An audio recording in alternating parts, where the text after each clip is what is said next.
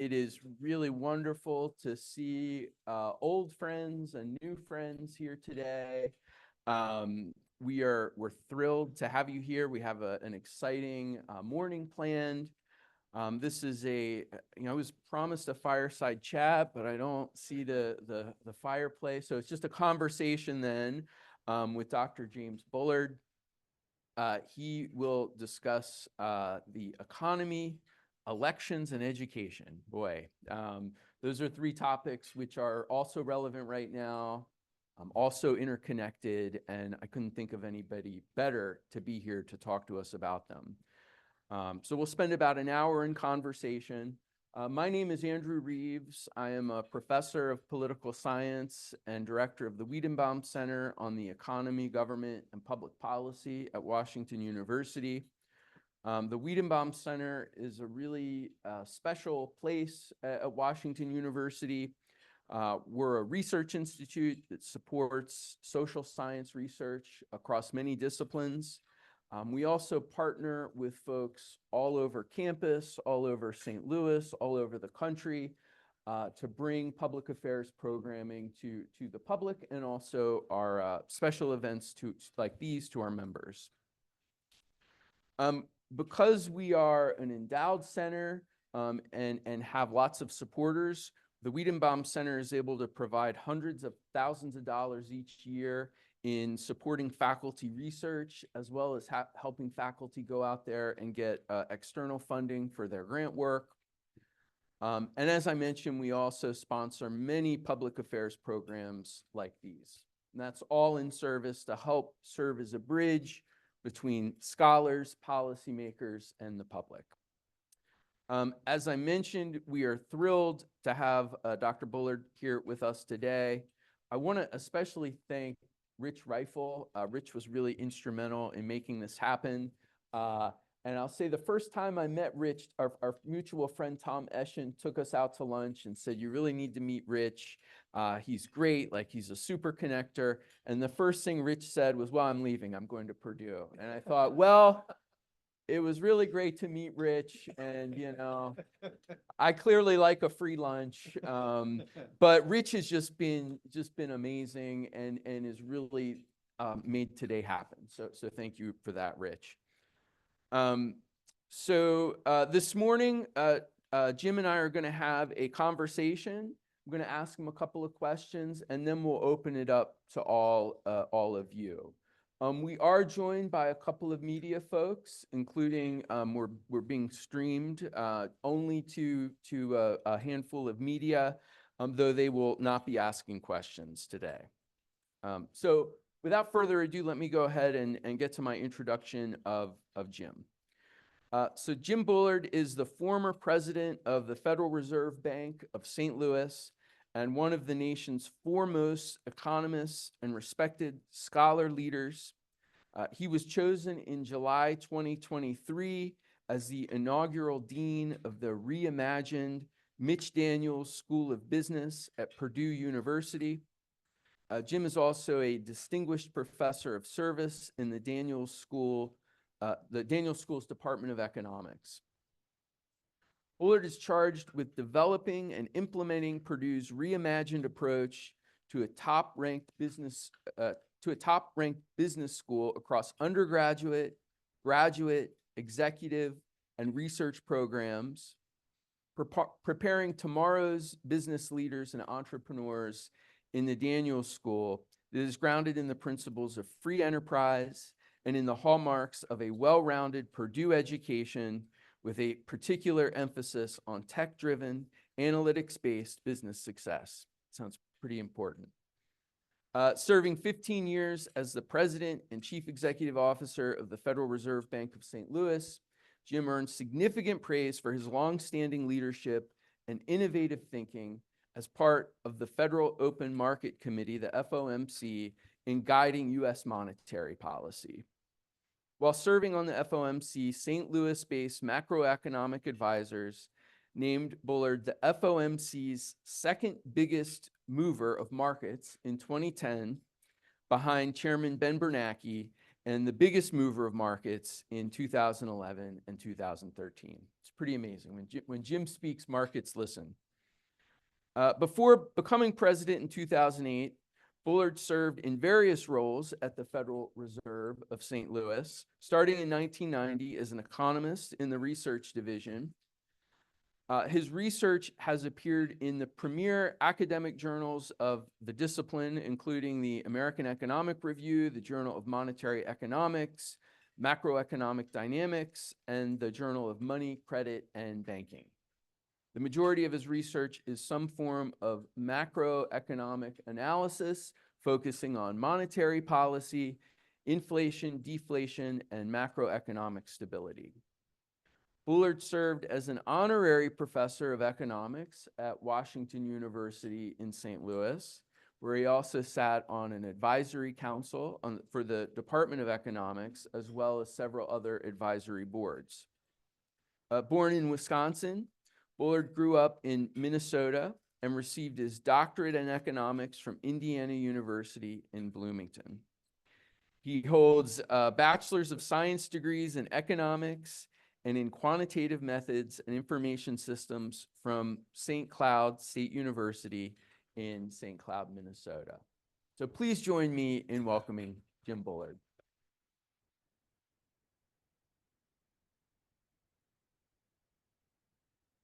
I don't know what to ask you about, you know? No, so as I'm sure everybody knows, you know, yesterday the announcement was made that interest rates would be cut by 0.5%. And so, you know, any question I could ask after that really just boils down to what do you make of that? Well, it's great to be here and be back in St. Louis. Of course, we have great ties to this community over the last several decades, and so it's really a pleasure to be here. And at the Weidenbaum Center, which I've been affiliated with in various ways for probably 3 decades. And keep talking. Yeah. Yeah. Yep, now you're on. Is that part of media training? Yeah, Turn the... So it's a pleasure to be back in town, and so I could talk a little bit about the Fed's decision yesterday. We could probably talk all morning about it. I think it was a bit of an awkward meeting, and I came off a little bit awkwardly. The committee had been waiting for better inflation news this year before they wanted to start on the rate cutting cycle, and so that put the Fed on hold all through the first half of the year as they kind of waited for better data on inflation. They never really got great news on inflation, but a little bit better as they went through the summer. And then when you got to Jackson Hole, the chair teed up the idea that okay, now it's time to start cutting interest rates. So Jackson Hole is a major conference that the central bank has, Fed has every year out in the mountains in Wyoming. And all of that was, I think, was good.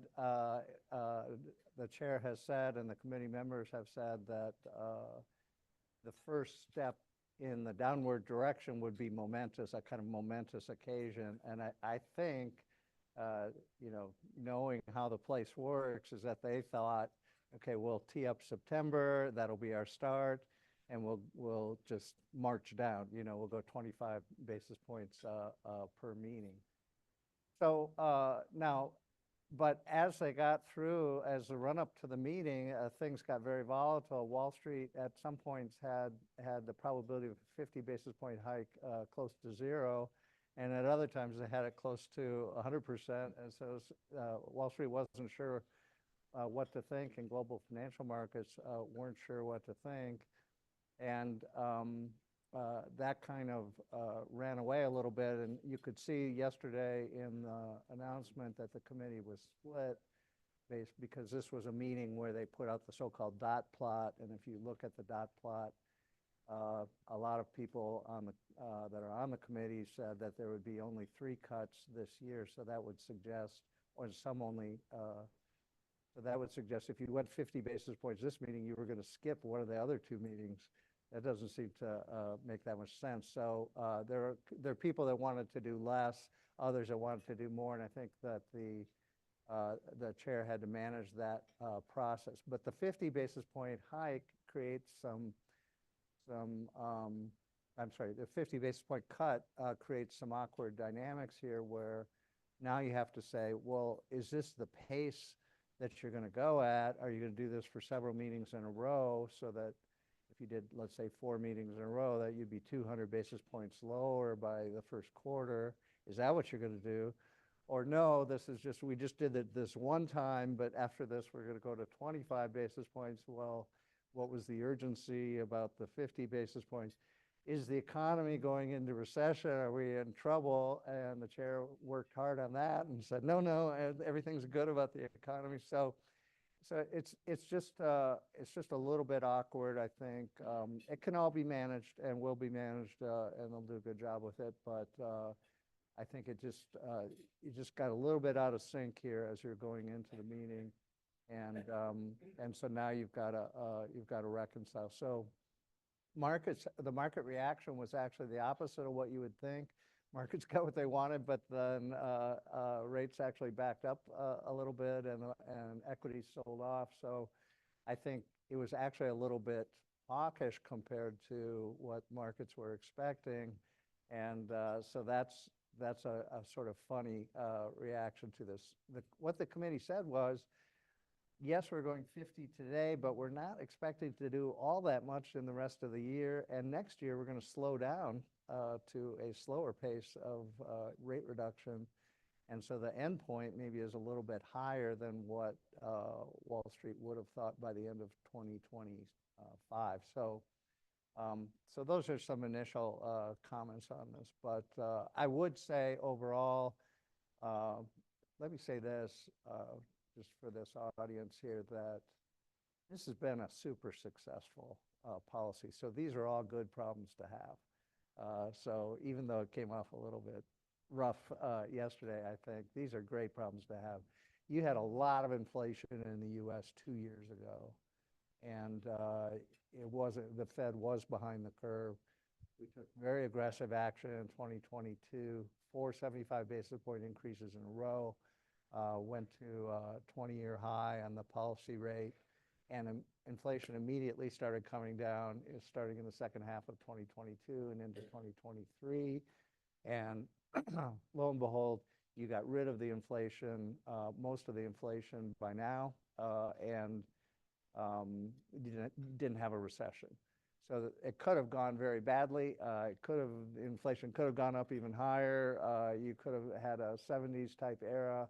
That's all been avoided, at least for now, and I think we're in very good shape. So overall, this has been a super successful policy over the last 2 years, and even though it's a little bit rough yesterday, I think the committee's in pretty good shape overall. So is the awkwardness that you're describing a function of the announcement or a function of the sort of policy going forward, and sort of does that linger, or how does that get resolved? Well, you're going to have to manage. You're going to have to manage around it. Now, what are the expectations for the last 2 meetings of 2024 here? There's a meeting right around the time of the election, and then another meeting in December. How's the data coming in, and what does inflation look like? So they have to remain vigilant and data dependent as always. People are worried a little bit about the labor market, but a lot of labor market indicators are actually very good. Unemployment insurance claims, for instance, are a weekly indicator, extremely low right now. So it's nothing like you would see in a recessionary environment. The number of job openings per unemployed worker has come down, but is still at a very healthy level. So those that do get disrupted or have to go find another job should have plenty of opportunities to go land a new position somewhere else. And GDP, overall measure of output produced in the economy, grew at 3% in the second quarter at an annual rate. Now the tracking estimates are up around 3% again for the third quarter. So you're talking about above trend growth in the U.S. economy. You know, what are you talking about? There's no recession indicators here. So even though the job growth number has actually been a little bit higher or a little bit lower in recent reports, there's a lot of noise in there, and it's not so clear that that's the best indicator of what's going on. Unemployment actually ticked down in the last report slightly.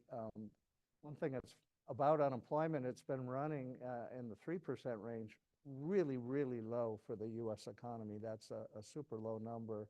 And the committee's been predicting that it would come up to something that's more like the natural rate for the U.S. economy, maybe 4.5%. And then when it does, everyone panics. So, it really just said that, well, this was, the correct forecast of what was going to happen as the economy normalized. So, I don't know. So you mentioned the election. I'm a political scientist. I was wondering. I should be asking you. Thankfully, you're not.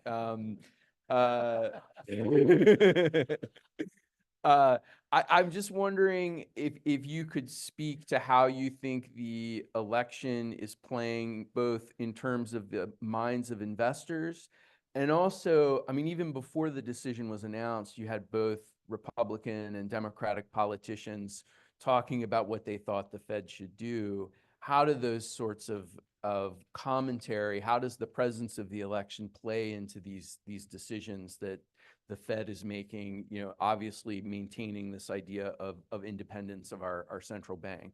So two-part question. Yeah, so I think a lot of you guys are in financial markets, but the markets are kind of crass when they look at politics. I think what markets really are trading on here is the idea that you might get divided government, and if you do get divided government, markets will be happy.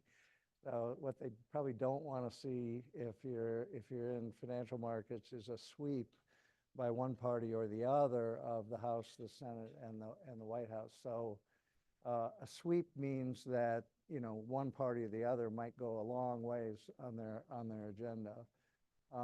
Even that, I'm not so sure markets are that worried about it, because obviously it's even if a party swept, they would have only very narrow majorities probably in the House and the Senate. And that would be very hard, as the Democrats found when they had all three parts. It's pretty hard to really go, too far, and your marginal voter has tremendous power, as we found out with Senator Manchin from West Virginia. So, I think from a market perspective, they're probably not as nervous as the rest of America would be about the election. And so even though there's more uncertainty than normal, because there are a lot of combinations here of what could happen, and markets do not like uncertainty, so that's a bad thing, but they're kind of betting that it'll be kind of a muddled outcome, that where neither party will probably be able to get too much done. They like that. They like the stability on the political front. I'm wondering if you could comment on, the relationship between sort of how people are feeling about the economy versus our models and our data on how the economy is performing. And there seems to at times be some disjoints there. People are still very concerned about prices and things like that. I guess consumer confidence has started to turn up, but there's still a sense that economic performance, our data is not matching maybe how a lot of consumers, citizens, Americans feel about what they're experiencing. And research, survey-based research on inflation over the last few years, or maybe last 10 years, that's better than what was available earlier. And it comes to a very clear conclusion. People do not like inflation. I'm telling you, they do not like inflation. And you know, in some parts of the political sphere, you know, inflation's kind of considered a good thing or something. It helps you somehow. People do not like it. So that has manifested itself over the last 3.5 years, where the inflation rate went way up. And so here's a way to look at this calculation. You can look at something like average hourly earnings over the last, let's say, 2021 to the end of 2023. That's where I know the numbers. It went up about 16%, average hourly earnings, over that period. But the CPI, Consumer Price Index, went up about 19%. So a typical worker that's just working an ordinary job and getting ordinary raises is worse off. You know, they got some raises, but the prices went up faster than their wage, and their wage increased. And they feel that. They report that back in the survey, and they say, I'm worse off. I would have been better off 3 years ago. And so I think they're just, when they say the economy is not good, they're just faithfully reporting their own position, and they're saying, I'm not as well off as I was a couple of years ago. That has turned around in the last year or so.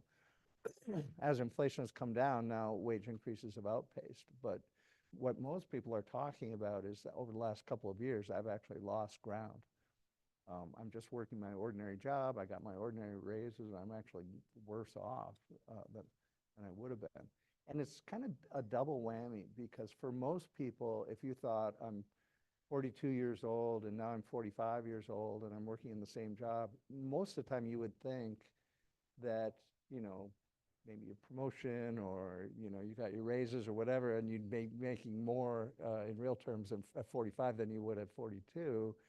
And instead, not only did you not get that, you actually went down. So people are very sensitive to this, and they report this out and say, hey, I'm worse off. So the pernicious effects of inflation, I think, were very apparent in the 21 to 23 episode, and that's what people are reporting. So I don't think it's as much of a mystery. Yeah. And I get this question a lot.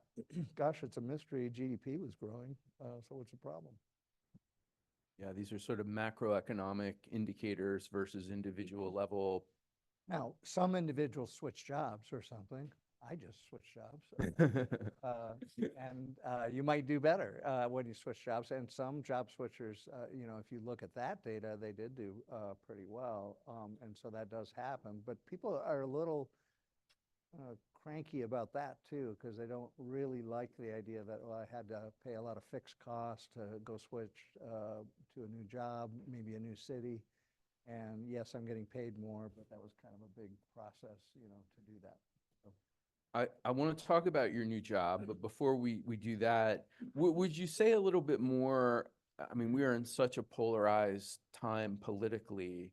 Why is it important for the Fed to stay politically independent, and you know, what are the challenges, and how do they maintain that independence in the age that we find ourselves? Yeah, I think there's a lot of evidence, and actually Chair Powell cited it yesterday, but there's a lot of evidence from the literature that the independent central banks do a lot better, and the ones that are co-opted by governments do very poorly. And I can name some that would be familiar to most of you. The ones that have been co-opted are in Argentina before the current government, the Kirchner government and successors. Turkey is another one. Venezuela is another one. And you're talking about inflation rates in, you know, measured in, you know, 40, 50, 60%, or, you know, several 100%. So it really goes downhill badly if the political leadership decides that they want to just manipulate the currency for their own purposes. So Uh, Because of that, most countries have set up what they call independent central banks, but they're not really independent. I would use the phrase arm's length from politics. So the political influence is there. There's an appointment process to the Fed. The governors, the 7 governors in Washington, those are political appointees. But you've got that balanced by the 12 reserve banks and the presidents of the reserve banks. The governors have some influence over who gets appointed at the reserve banks, but there's also a board of directors at the reserve banks. So it's carefully balanced out. The political appointees do have 7 votes on the FOMC. The presidents only have 5 votes at any one time. So that was leaning toward the idea that if it came down to it, the political appointees should have the. Then you've got overlapping terms so that people are in a big committee. And so this is a way to diffuse the day-to-day politics out to a committee that is responsive to political trends, but not very responsive to day-to-day political machinations inside the Beltway. So I think this is a great system. It's worked well here and in other countries. And certainly the ECB is like this. And other countries have copied this and got pretty good results. Interesting. So I'm going to ask a couple more questions before I open it up to the audience. But I did want to talk about your new job, which you mentioned. You're a renowned academic economist, but I'm wondering, as you reached the end of your time at the Fed, what was it about moving, coming back to academia that sort of drew you to do that in this new role as dean of the business school? Well, I was recruited by Purdue, so for me the decision was, should I wait out my last 2 years in the president's role and see what's behind door number 2, or should I take the offer that was coming from Purdue? Purdue's a really great university, so it was a great opportunity for me. And they want to build up the Daniels School compared to what it's been. It's been good, but relatively small, I would say, for a Big Ten university. They want it to be bigger. And also, Purdue is a premier technology university. So Purdue Engineering is number 4 in the nation. So it's really MIT, Stanford, Berkeley, Purdue. But Purdue's bigger than all 3 of these combined. Purdue will turn out more engineers than anyone this year. So you've got this for an economist, I love the technology aspect, and I always say technology ate the business world in the last 25 years. Everything became, it used to be the technology guys were over in the corner somewhere, and you were running the business, and you knew some finance and some marketing and stuff, and that's how you ran the business. But that isn't what has happened. These guys have taken over the C-suite, and the other people are now, pushed more in the corner. So I think we have to have business education that links business and technology in a more integrated way. We have a major called Integrated Business Engineering. So it's exactly that, and that's been really popular and oversubscribed. We have business analytics and information management, also oversubscribed, really popular. And we have, even for the more traditional majors like finance and marketing, we have more technology in those programs than what you would see in most universities. So the idea of building something up, I've been president for 15 years. I can still play the role as a commentator and contributor on monetary policy, even though I'm not on the committee. So lots of good things to like about this offer. So I decided to go ahead and do it. And I love the St. Louis Fed, and I love my time at the St. Louis Fed, but I think it was time to make a move. And it's not too far away, so we can bring you back from Absolutely, time to time. yes. So I'm sure many of you may follow Rich on LinkedIn, and because I do, I know a lot about what's happening at Purdue, including the Mitch Daniels School is launching a new technology roadmap course where you're introducing business students to new and emerging technologies. And so, of course, that raises a whole number of questions, but I was wondering, really, with both of with all of your experience, what are the technologies that you see that are going to be the most disruptive over the next, say, 10 years, and how and why? Yeah, that exactly is the purpose of this technology landscape course, and it's a one-credit course. You just have these principal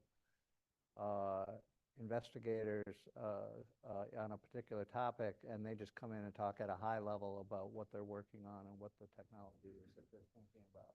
And I've done a few of these already this semester, and it's fascinating. It's absolutely fascinating. New types of green concrete, that was one of them. How to make food safety be far better than it is, and greener than it is. That was another one. We've got artificial intelligence coming up tomorrow, I guess. Lots of. So my idea about this course was, because I was sort of the instigator of it, but I think the students don't have any idea about these kinds of things. And a person that would go learn about business might not have any idea about these kinds of things. But the way the world is working, if you're going to be in business over the next 25 years, the threat of disruption is really high. You think you're running your business and you think you're doing great, and then somebody who knows nothing about your business but knows something about technology comes in and disrupts you, and you're out of business. That should not be happening, but that is what has been happening over the last 20 to 25 years. So as an incumbent, you should be at least aware of, okay, this thing is happening over here, and maybe it's not marketable right now, but 5 years from now it could be marketable, and it could come hit me in the side of the head if I'm not paying enough attention. And so just what are these things, and just to have some vision about that is the purpose of that course. So we're beta testing it now, but it seems to be going pretty well so far. How do you build that long-term awareness into a student that's going to go into the business world, and 10 years from now there's going to be new emerging technologies that they're going to have to sort of be paying attention to? So first of all, you should learn about what's going on today, and then you should develop an ethos about, okay, I'm going to keep up, and I want to always be understanding that these are not just far out things that will always be far. There might be far out today, but they won't always be far out. And could they come in effect, or could I use it in my business to build a new business? Well, I could keep on asking questions, but I'd like to open the floor now to all of you if you have any questions for Jim.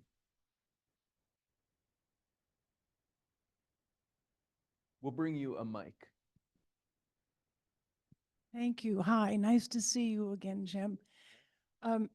This is a big question, and when you were head of the Fed, you probably would have deflected it. It focused. That's not a criticism of you, but of keeping your focus on the areas in which you had actual accountability and responsibility.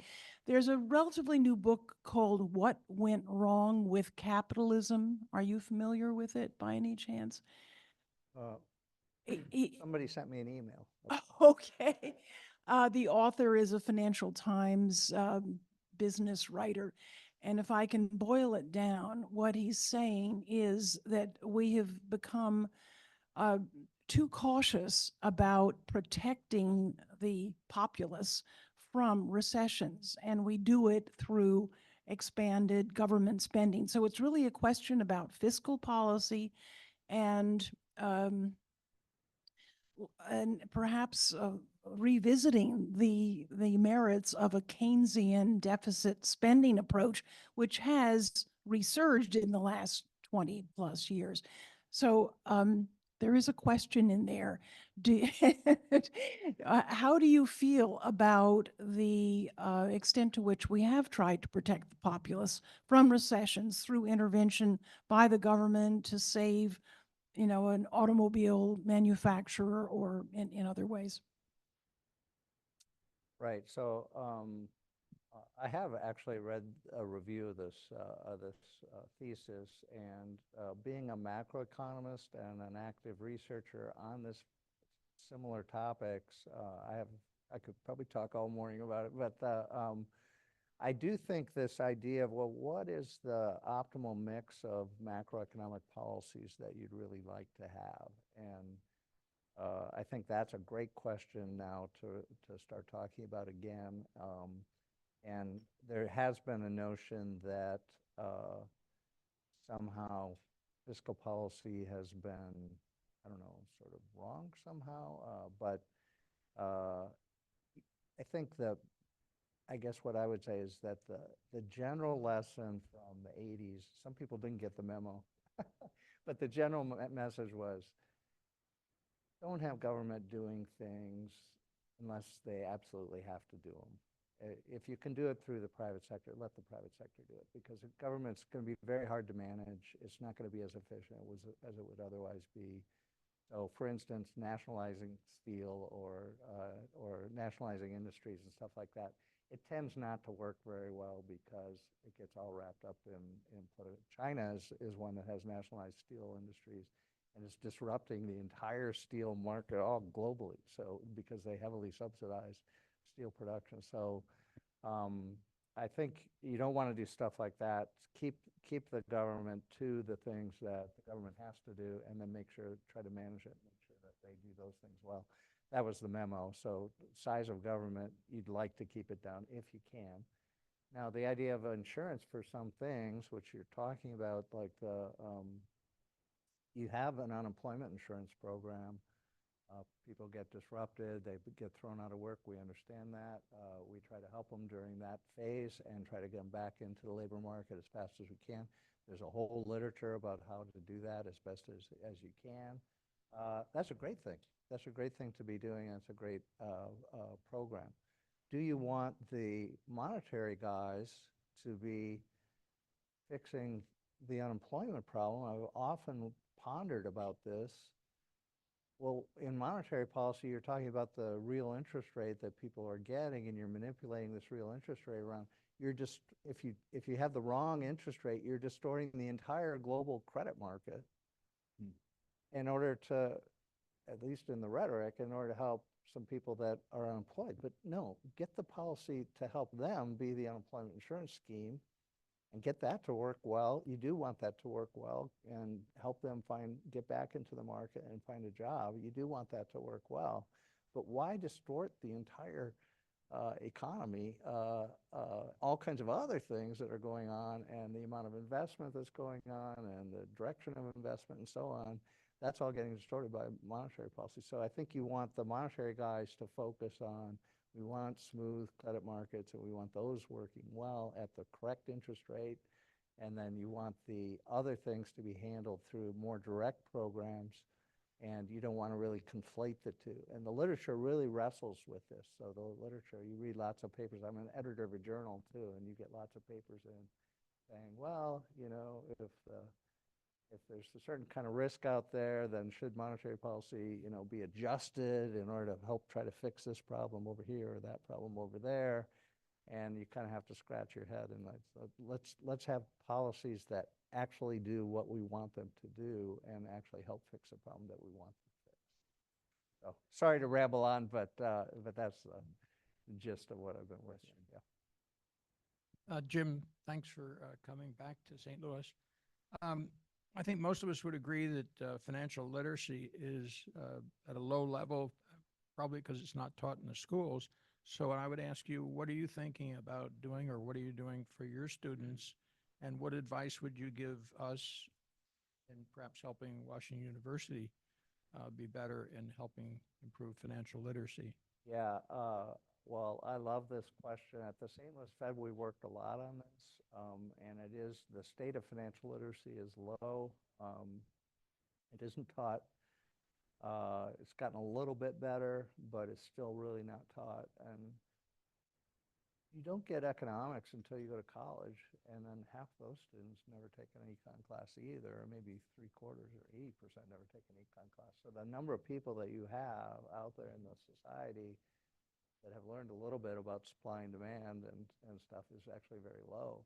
So most people's understanding of economics is very low, and by extension, their own financial wherewithal or understanding is also low. So we did a lot at the St. Louis Fed. I think we did make some inroads by leveraging web-based ideas about how we could get more education. We make materials easily available to teachers at all levels, and then they can integrate into their course maybe a week or two of material that they would get from us. One of those modules that we did was on the first one that we did was on the Great Depression. So if a teacher wanted to teach something about the Great Depression, they could use that. And another problem is the teachers don't feel confident because they don't know econ either. But they could use that material. They could teach the students a little bit about what went on during the Great Depression. And this is a way to get some sort of econ into the classroom at a lower level. But fighting over the curriculum at a high school level or lower it's a war, because all these other disciplines think whatever they're doing is very important, and I kind of agree with that. So how are you going to allocate the students' time? And so we've got a long ways to go on financial literacy, unfortunately. What can Purdue do? I think this is a good question. It's not one I've thought about actually that much. We're already, it's a public university, but we're already getting pretty good students coming in. And they're very techie type students. About 70% are STEM students on campus. So it's a very techie place. And I don't know that they really have good financial literacy, but they probably have some good math skills. But whether we could have a program that would, sort of reach out to a broader community, I think that's a great question. Jim, so the Fed seems to be maintaining that 2% is the neutral rate of inflation. I want to ask you if you have any reaction to whether that's appropriate, but I will ask if Jim Bullard has a model of what that neutral rate of inflation is and what that is. The answer is yes. So I actually worked on this issue. In the literature, that's called the welfare cost of inflation, because it's sort of the optimal rate of inflation. And this was a very large debate in the 1990s when I was first a researcher, and I wrote papers on it. And I sat through many seminars of other people's papers on it. And the reason it was so important in the 90s is because that's when the European Central Bank was being established, from about 1992 till about 1998. And there was, huge go-around in Europe especially, but to some extent in the United States as well, about, well, this is going to be a treaty among the European nations, the Maastricht Treaty. What should the treaty say is the goal of this new multinational central bank? And the agreement was that famously that they came to was 2% or less for inflation. And I think that process, and it was backed by a lot of research and so on, but I think there was a lot of theoretical arguments about it, but I think more important for us sitting here is just it set a standard. Okay, let's commit to some number that's pretty low and we think we can work with. All these other countries adopted it, and the US implicitly adopted it I think in 1995. Greenspan was notorious for not wanting to have an inflation target, but then the way that he behaved over the next 10 years, inflation actually hit 2% almost exactly from 1995 to 2005. So the committee behaved as if they had an inflation target. The U.S. did not adopt an official inflation target until 2012, but I think it had an implicit target before that. So what this has done is set an international standard. And if you look at the literature, it's been crazy successful, because in the 80s, you look across the world, you had all these different inflation rates in all these different countries. Expected inflation was highly variable. Interest rates were variable as a result. All of that got calmed down. Actual inflation rates came in close to targets in all these different countries. The variance around that went way down. So you got a lot more financial stability and took a lot of noise out of the system. You still have the real economy out there and things are happening in the real economy, but this unnecessary noise all got reduced and all went away. So now I think if you said the leading economy in the world is going to back off the 2% inflation target and go back to something like what went on in the 70s and 80s, that would be a disaster. And I was actually at a conference at Stanford, and Larry Summers was opining that maybe we should revisit this issue, and I really lit into him about this, that this is just a terrible idea from an international perspective to have the U.S. saying, oh, all of a sudden we don't care about 2% inflation, 5% is okay. All the other countries then move off their standard, and you get all this noise again in the global environment, and it would take a couple of decades to get rid of that again if you did that. So I just don't think this is a good way to go. Question. Jim, a lot of price points were reset relative to each other in the economy over this inflationary spike that we have, including real estate in Florida versus real estate in St. Louis. There's a lot, we know the downsides of inflation. What have been the big opportunities in this big resetting of relative price points? So can you restate the question? So yeah, we had this wave of inflation wash over the economy. And through that process, a lot of relative price points were reset within the economy.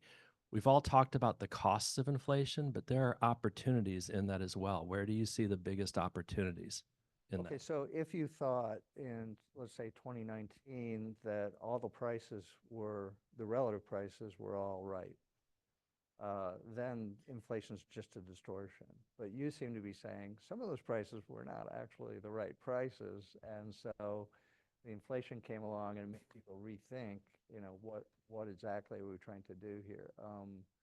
I think that would be an interesting hypothesis. I haven't seen research on that, but you'd have to have this idea that the prices were wrong before the inflation came along. In real terms, the prices were wrong. So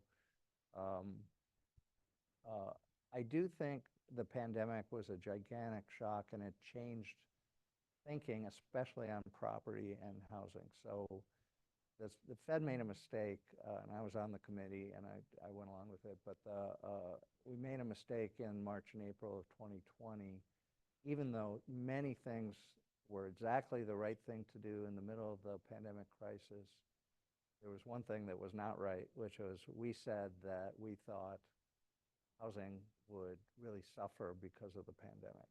And instead, demand for housing went way up. It boomed. It actually boomed. People wanted more square footage. They wanted more work farther from their office and all this kind of stuff. And that really scrambled the calculus about how you should value all this property all around the country, including office buildings in center cities. So, so in that sense, I think you might have thought that the 2019 equilibrium, where we all drove into work and everything, was not right, and the experimenting with the technology during the crisis made us realize that probably we should be using technology more efficiently and driving less and doing all, and some of that's happening. That's revaluing everything. So you might say that the pandemic woke us up to the possibilities. So recently, Goldman Sachs made available its analysis of what the policies of each of the presidential candidates would have on the economy in the next several years. I wonder if you discuss your thoughts about their analysis or your own analysis of that.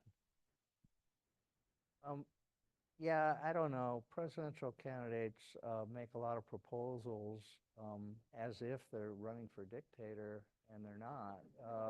So I think, you know, a lot of it, even if you talk to political insiders and people, you know, how much of this is posturing versus, I guess you can tell me how much.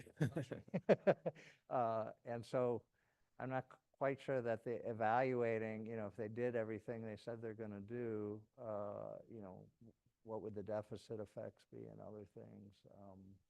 Hard to take that very seriously. So I'm not quite sure why they behave this way or why people receive it as a good thing, but I guess they're pandering to different splinters of the electorate and trying to say that they'll do something for that piece of the electorate. But I mean, the basic thing is like, what can actually pass Congress?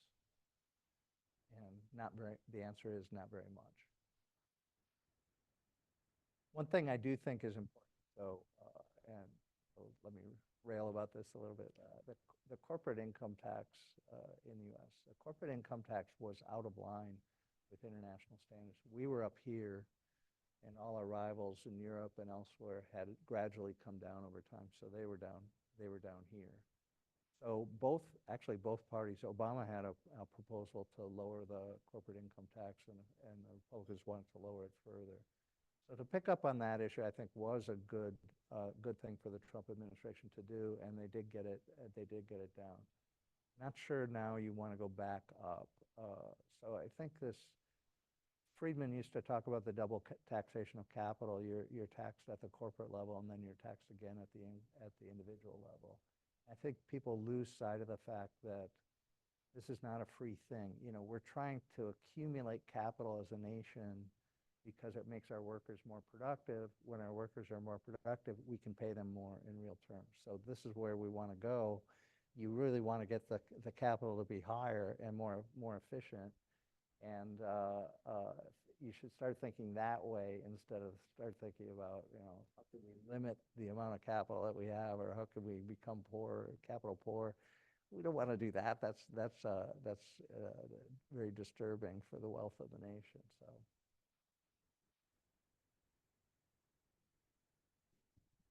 One last one for me. The continuous deficits we've been having in the country are excessive, obviously, and in building up the debt, and nobody seems to care. From your where you are now, you can comment maybe on this that you wouldn't when you were here in the Fed. One of the premier deficit hawks in the nation is probably Mitch Daniels.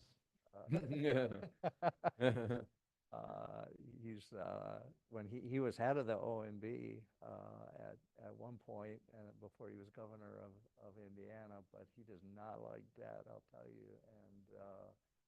And you know, he also for students. So let me talk about student debt for a minute. Purdue under Mitch froze tuition, and it's been frozen for 13 years. Wow. And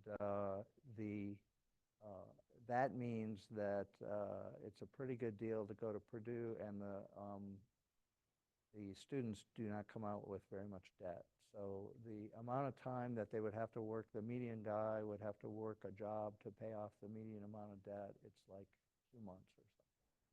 So it's like really, really low. So almost debt-free, not quite. But on the national debt, I think we are heading for a moment of catharsis. We have to figure out how to fix this. Both political parties have backed off. They just think they can't get elected on this issue, so they can't. You know, and there are only probably 10 people in all of Congress that are actual true deficit hawks, and they're considered nutty.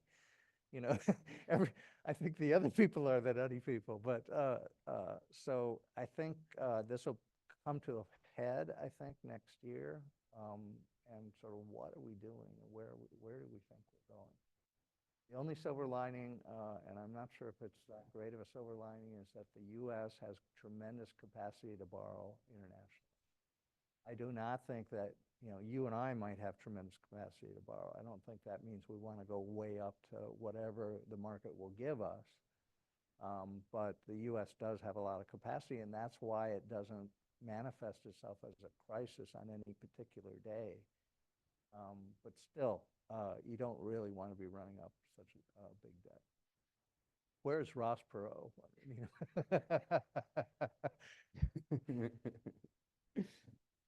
You? Ross Perot, when you ran for president, said, well, you don't have any experience, Mr. Perot. Why are you running for president? I don't have any experience running up $2 trillion.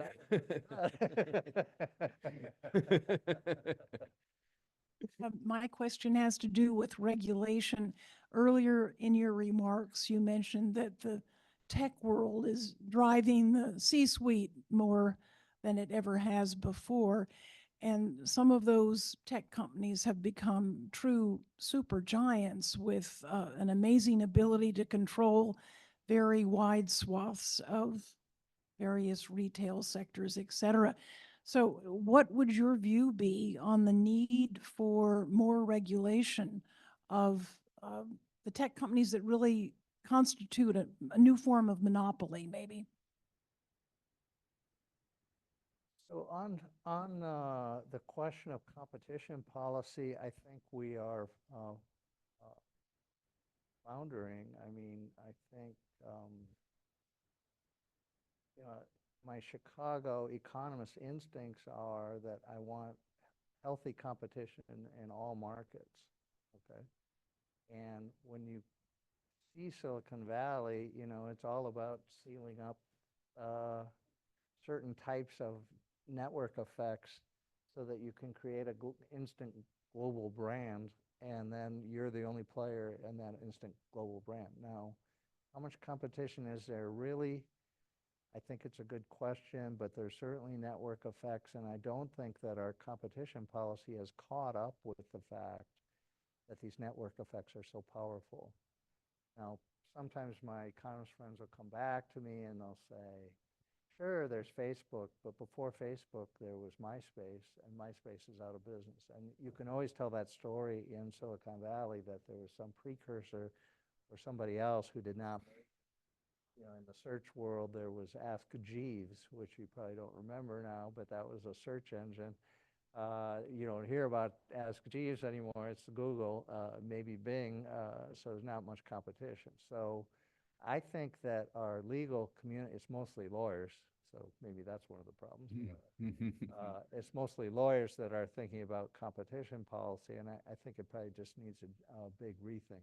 Whether Lena Khan is the actual person to do that, I don't know, but I'd like to get a better sense. I'm not in that literature, but I'd like to get a better sense of where we're going there. The other thing that's happening de facto, I think, is you've got the U.S. and Europe, the European Union, and the European Union has never seen a regulation that they didn't like. So and these are global. The tech guys are global brands, so they're operating over here, and then these guys are dictating the rules, and then the U.S. has to follow. I'm not sure that's a great model either, so I don't really like that dynamic. But that's what's happening in the tech world. Not to mention China or somewhere else, but they're kind of far out compared to the EU.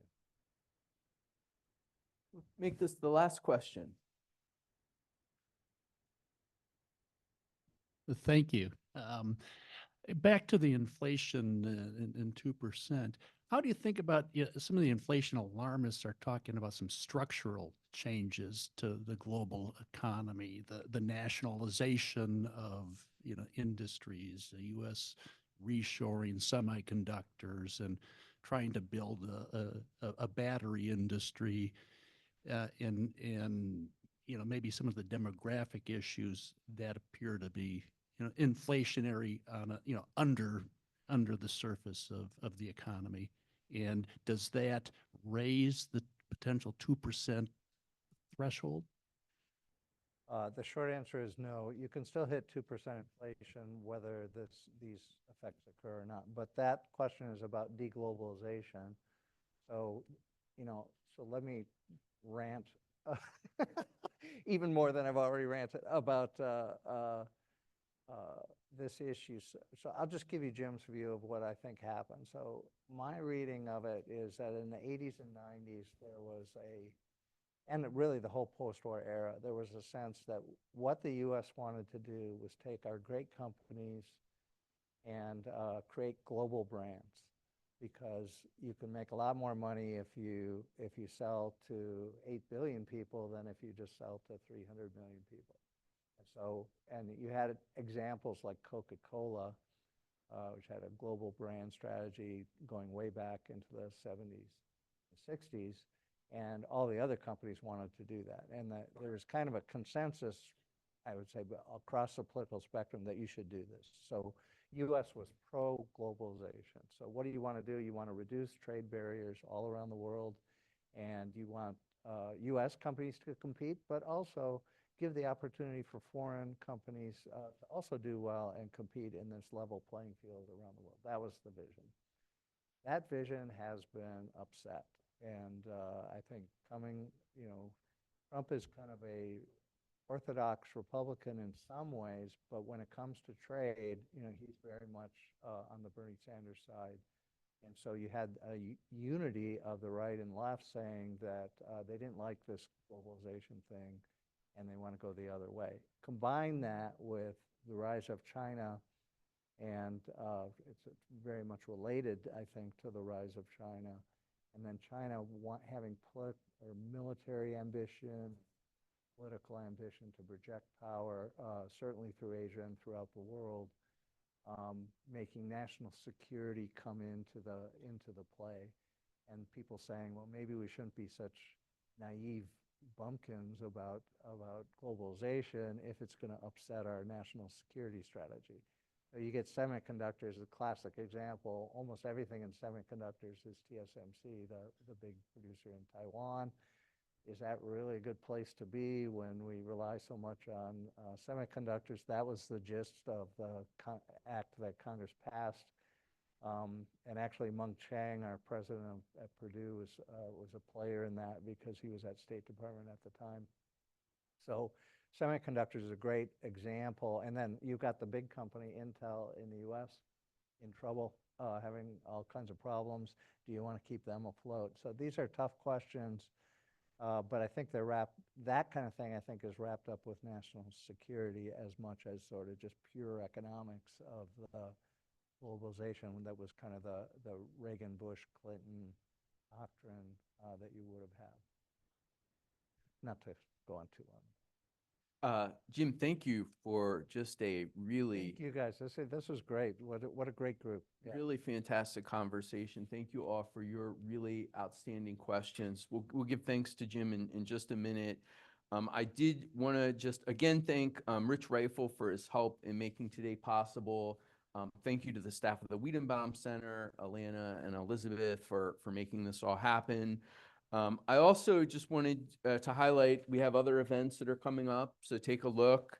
I especially wanted to highlight the event on September 25th. Peter Baumgarten from the business school is doing some really interesting work thinking about the sort of demographic cliff of small business owners who are deciding to retire and trying to figure out what to do with their companies. And so his event is on September 25th. We're co-sponsoring that, and a Weidenbaum Center fellow, Jake Rosenfeld, will be there. It'll be back here at the St. Louis Club. So I encourage you all to check that out. We hope to see you at another event soon. And now please join me in thanking Jim for his time today.